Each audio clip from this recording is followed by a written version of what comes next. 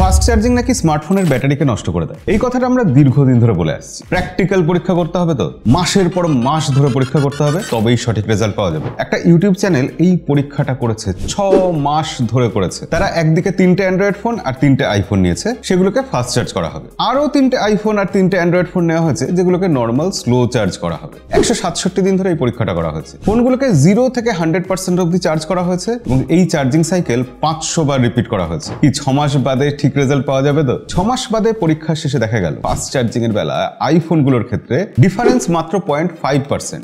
আর Android ফোনের বেলা শুনলে আরো তাজ্জব হয়ে যাবেন। অ্যান্ড্রয়েড ফোনের বেলা স্লো চার্জিং আর ফাস্ট চার্জিং করা ফোনগুলোর মধ্যে ব্যাটারির ডিফারেন্স 0.3%। মানে সোজা কথায় ফাস্ট চার্জ করার পর ফোনগুলোর ব্যাটারি হেলথ একই রকম প্রায় রয়েছে, যে সামান্য তফাৎ হয়েছে সেটা নেগলিজিবল। এই পরীক্ষাটাই প্রমাণ করে দীর্ঘদিন ধরে ফাস্ট চার্জিং ইউজ করলেও আজকালকার আধুনিক স্মার্টফোনের ব্যাটারি খারাপ হয়ে যায় না। তাই শুধু শুধু ব্যাটারি ভালো রাখার জন্য ফোনকে স্লো চার্জ দেবেন না, আর দিয়ে পৃথিবীর সবথেকে অমূল্য জিনিস সময়, সেটা নষ্ট করবেন না। তবে সময় বাঁচানোর আরো একটা শর্টকাট আছে, আমাদেরকে ফলো করে রাখুন এরকম নতুন নতুন জিনিস জানার জন্য।